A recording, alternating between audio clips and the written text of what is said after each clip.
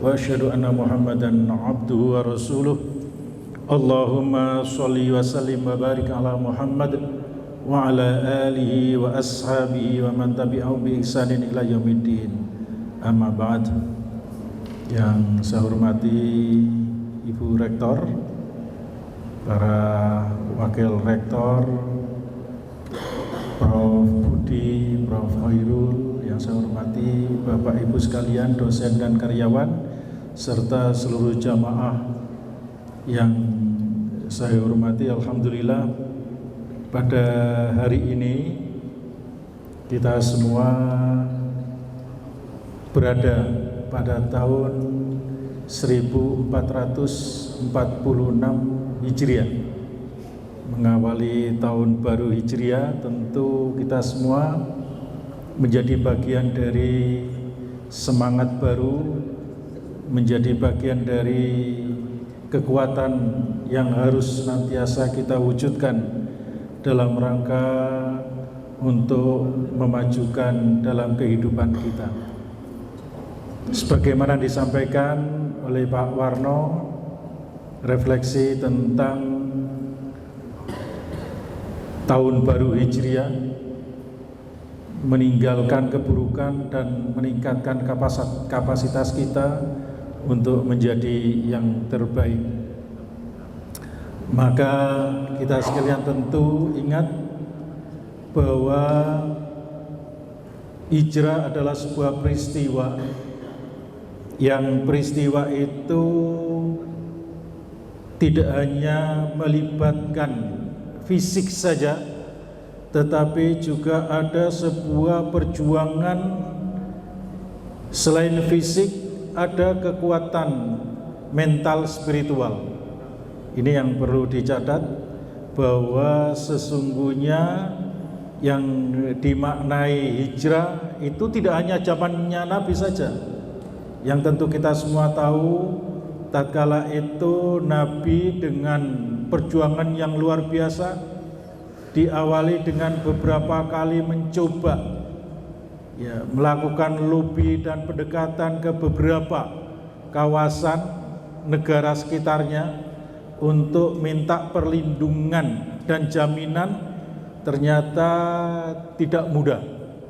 Maka Nabi di tahun 622 itu dengan para sahabat terlebih dahulu untuk melakukan hijrah dari Mekah ke Madinah. Tatkala Nabi mau berangkat ke Madinah, dalam sejarah kita diceritakan bahwa orang-orang Quraisy saat itu tidak membiarkan Nabi untuk keluar dari Makkah.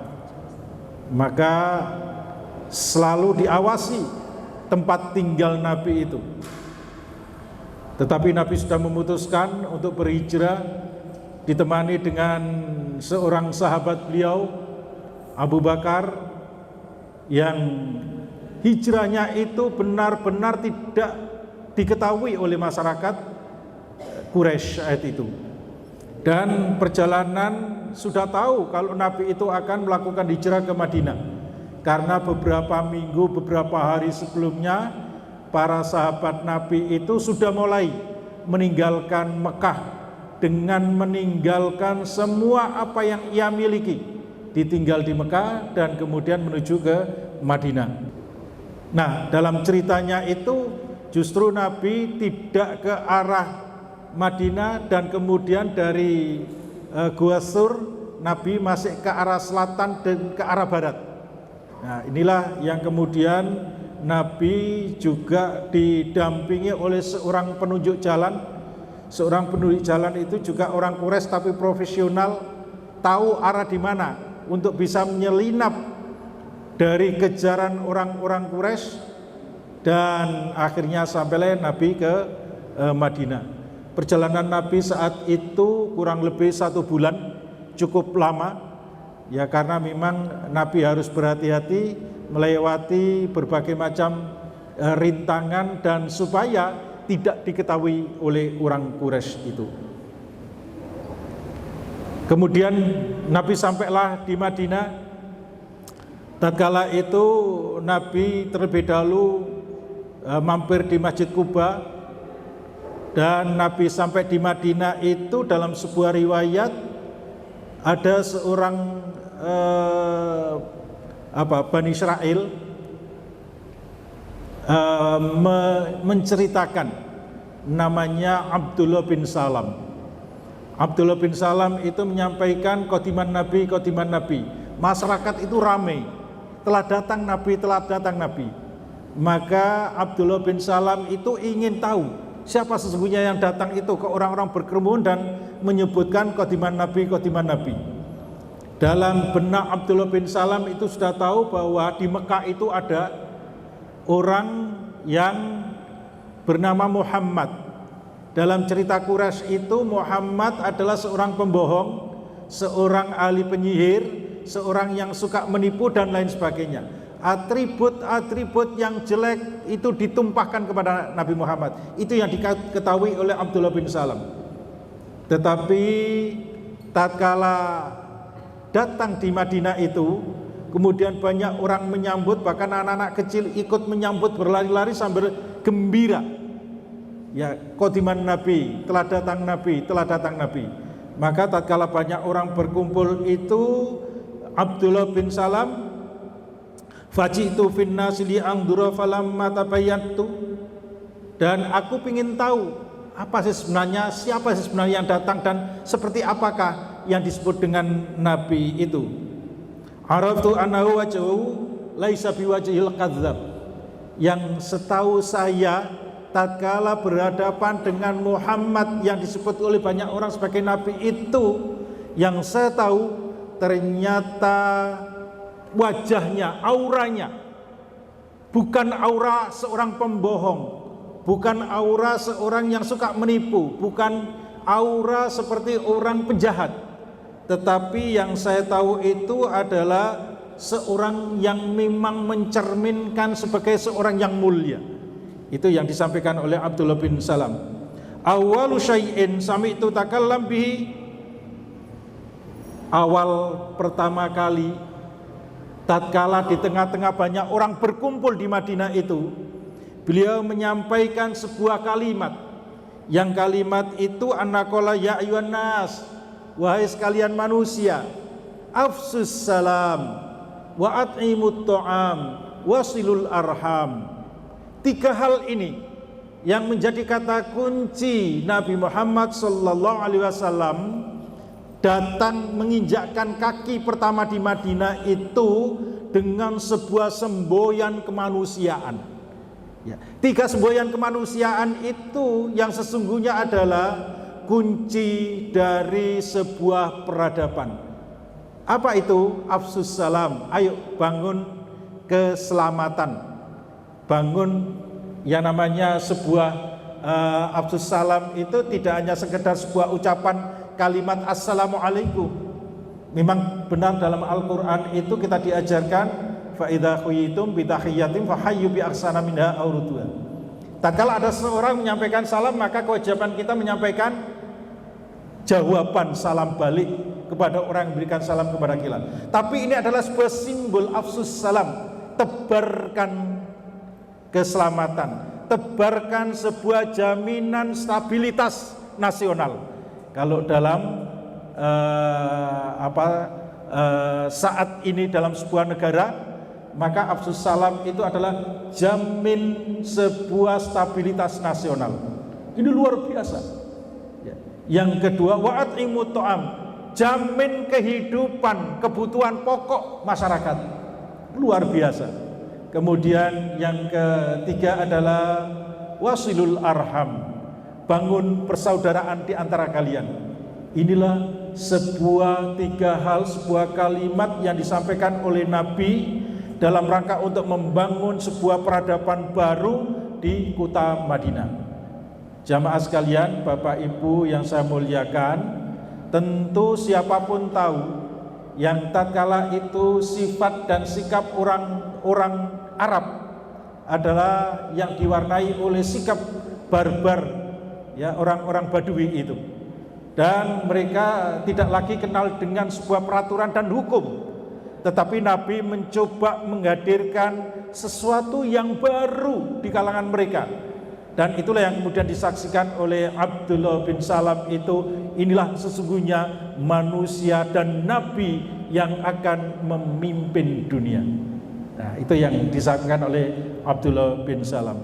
Nah, selanjutnya Abdullah bin Salam itu menceritakan bahwa tatkala Nabi menyampaikan kalimat itu, kemudian dilanjutkan dengan sebuah kalimat spiritual, yaitu wasallu fil laili wan nasu niyamun. Kalimat yang keempat disampaikan oleh Nabi di tengah-tengah kerumunan itu, ayo bangun kekuatan spiritualitas, memohon kepada Tuhan agar kita sekalian diberikan pertolongan oleh Allah Subhanahu wa taala di tengah-tengah manusia yang banyak tidur terlelap di tengah malam. Ayo bangun, kita sholat malam. Itu yang disampaikan oleh Nabi.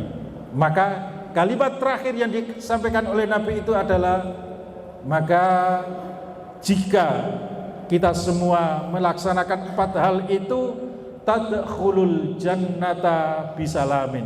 Kalian semua akan diberikan oleh Allah, yaitu kebahagiaan berupa surga Allah Subhanahu wa taala. Ini adalah sebuah jaminan. Jamaah sekalian, Bapak Ibu sekalian yang saya muliakan, ini sebuah kalimat tidak sembarangan. Karena siapapun yang tahu dengan 3 kalimat itu ditambah dengan kalimat spiritual itu, ini menunjukkan bahwa kematangan seorang pemimpin yang akan membawa perubahan dimanapun kita berada. Tadi soal stabilitas, ya. Yang kedua, jaminan kebutuhan hidup. Yang ketiga adalah kebersamaan di antara kita. 3 hal menjadi kata kunci untuk menatap, membangun ke depan. Dan tidak kalah pentingnya adalah kita semua bermunajat kepada Allah. Wassallu fil laili wan nasu niyamun itu. Nah, jamaah sekalian yang dimuliakan oleh Allah Subhanahu wa taala, betul lah apa yang dilakukan oleh Nabi itu tidak kurang dari 10 tahun beliau di Madinah, maka Islam menyebar ke seluruh jazirah Arab. Dan setelah ditinggal Nabi, maka Islam berjaya di berbagai kawasan, ya, di Romawi ya ditaklukkan, kemudian di Persia ditaklukkan, maka Islam berkembang sampai abad ke-14 terakhir di Andalusia. Itulah hebatnya Nabi dalam mengkoordinasi, membangun sebuah kehidupan bersama, mewujudkan cita-cita yang mulia. Ini cerita kaitannya dengan semangat perjuangan fisik Nabi dan spiritualitas Nabi dengan melibatkan, ya, seluruh masyarakat yang ada saat itu dan mengikuti jejak-jejak Nabi. Maka bagi kita sesungguhnya yang disebut dengan Hijriah itu tidak hanya memperingati zaman dulu, tetapi ada sebuah kalimat yang disampaikan oleh Nabi, al-muhajiru man hajara manahahullahu anhu. Orang yang berhijrah itu adalah orang yang siap meninggalkan, ya, apa yang telah dilarang oleh Allah Subhanahu wa taala. Tatkala kita bicara apa yang dilarang oleh Allah itu adalah hal-hal yang tentu akan merugikan kita dan tidak menguntungkan bagi kita. Maka hal itulah yang kemudian dilarang oleh Allah Subhanahu wa taala, menuju kepada sesuatu yang disebut dengan membangun peradaban tadi itu. Nah, inilah saya kira menjadi penting, apa korelasinya dengan kita sekarang ini. Tentu kita semua menjadi bagian dari UMG, memiliki makna yang sangat strategis saat ini menghadapi sebuah era di mana era kita saat ini adalah era yang memasuki sebuah zaman yang kita semua mungkin agak terkaget-kaget, tatkala kita sekarang ini berada pada situasi dan kondisi yang sering kita semua ketinggalan di berbagai bidang, terutama pada bidang sains teknologi dalam bidang IT. Bapak Ibu sekalian, tentu kita tahu sekarang ini ada perubahan yang luar biasa tatkala ditemukan sebuah kekuatan internet, yang kekuatan internet itu tidak lagi 4G, tetapi sekarang ini sudah 5.5. Beberapa atau 1 bulan yang lalu saya kebetulan ke Shanghai. Di Shanghai itu saya berkesempatan ke pusat Huawei. Ya tahu ya, Huawei itu yang bikin apa, yang sering kita pakai itu kan ada laptop, ada HP, yang di dalamnya itu telah menemukan yang disebut dengan 5.5.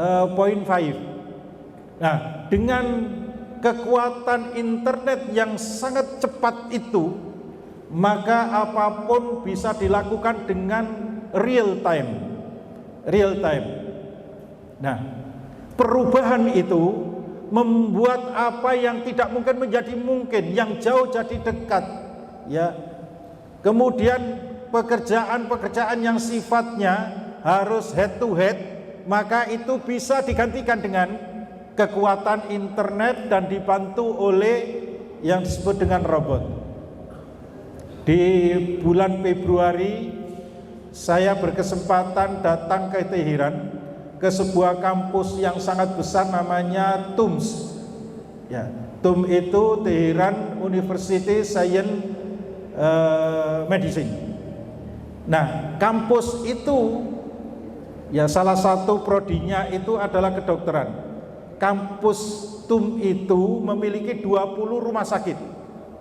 Jadi kalau di Teheran atau di Iran itu yang namanya rumah sakit tidak di bawah naungan Menteri Kesehatan, tetapi langsung di bawah universitas. Maka hasil dari riset yang dilakukan oleh perguruan tinggi itu, ini langsung dipraktekkan di rumah sakit itu. Ya tentu kita semua ya terenyak karena di sana itu di bidang kesehatan sudah sangat maju, termasuk pengobatan dengan menggunakan nuklir. Nah, kebetulan saya dibawa ke rumah sakit nuklir ya untuk membantu pengobatan kanker yang ada di sana, dan luar biasa peminatnya yang ada di Teheran itu, di rumah sakit kanker itu. Ini salah satunya. Nah, di salah satu bagiannya itu adalah ada sebuah ruangan yang di dalamnya itu ada robot-robotnya. Nah, robot ini dikendalikan oleh seorang dokter yang jarak jauh, tidak di dalam ruangan itu, hanya menggunakan kekuatan internet, ya, internet 5.5.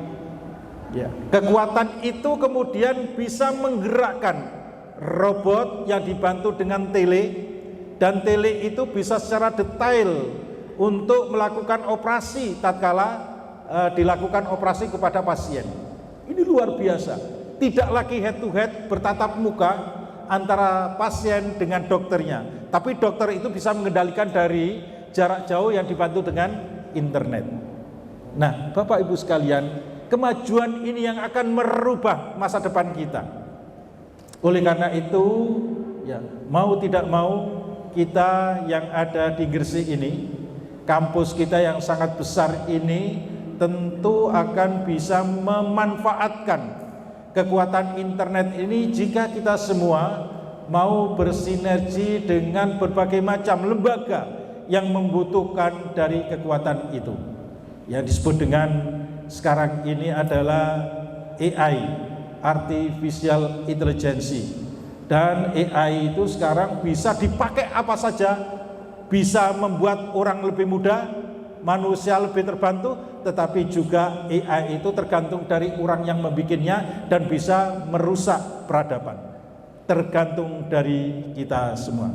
Nah, jamaah sekalian, ini menjadi penting bagi kita sekalian bahwa sebuah perguruan tinggi itu menjadi pusat dari perubahan. Maka semangat hijrah itu adalah berubah dari sesuatu yang tidak menguntungkan menjadi sesuatu yang bermakna dan bermanfaat. Sesuatu yang merugikan dirubah menjadi sesuatu yang menguntungkan. Disitulah sesungguhnya kunci dari sebuah peradaban, dan kampus adalah sebagai tempat untuk melakukan sebuah proses perubahan itu. Perubahan menuju kepada sesuatu yang baik adalah sebuah keniscayaan, sebuah kewajiban. Bukankah Muhammadiyah sebagai sebuah organisasi yang sejak awal telah mencanangkan bagian dari sebuah kemajuan?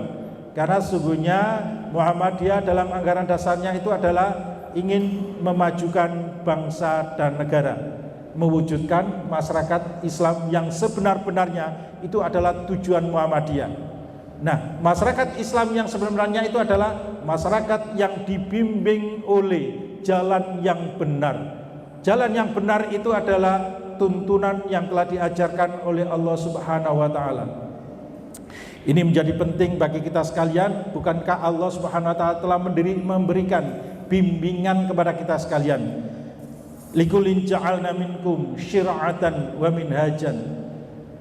Ya, yang maksudnya adalah pada tiap-tiap kelompok itu sudah ditetapkan, sudah ada syir'atan, ya, tuntunannya ada, wa minhajan, ada manhajnya. Di berbagai terjemahan Kemenak itu minhajan diartikan dengan jalan terang. Maka jalan terang itu adalah sesuatu yang sudah ada, yang telah diberikan tuntunannya kepada kita, dan itulah pilihan dari Muhammadiyah.